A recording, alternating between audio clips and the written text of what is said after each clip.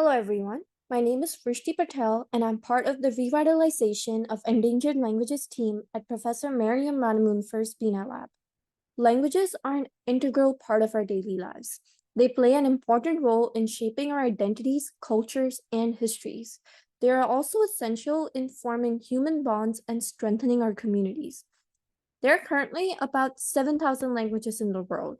However, 50 to 90% of these languages will be dead or endangered by the end of this century. This extreme loss of languages will wipe out centuries worth of traditional, cultural, and scientific knowledge that these languages hold.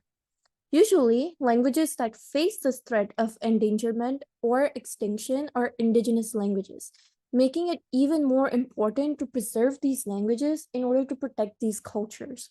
It is also important to highlight that indigenous communities have faced a significant amount of oppression, and thus it is necessary to proceed with such research with the utmost respect and awareness.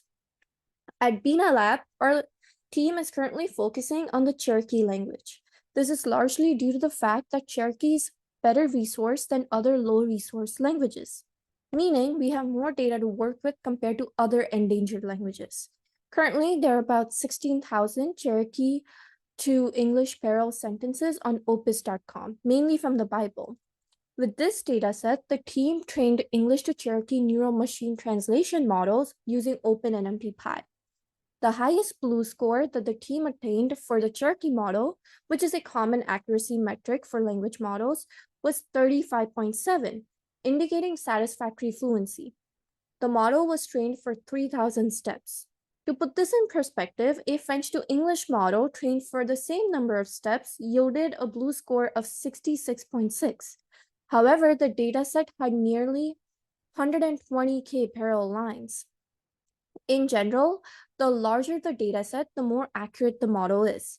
However, when the team trained a Cherokee to English model on a larger dataset that included the original Opus dataset as well as data collected by researchers at UNC Chapel Hill, the BLUE score dropped to 13.7. The team theorizes that this is due to the fact that the larger dataset includes some translations in Old English and others in New English.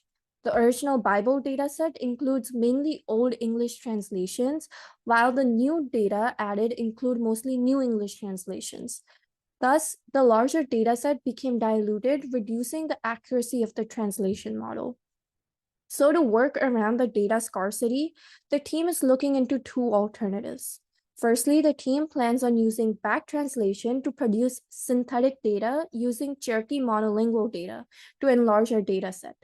Secondly, we are also looking into transfer learning, where we train the model on a higher resourced but similar language first, and then fine-tune that model to Cherokee. Additionally, in order to increase our dataset, the team has been employing optical character recognition to extract Cherokee data from children's books and other documents. However, the quality of the data extracted is heavily dependent on the quality of the documents, and oftentimes the resources available are very noisy and of poor quality. In the future, the team is looking into using other machine learning methods to first denoise the documents before applying OCR.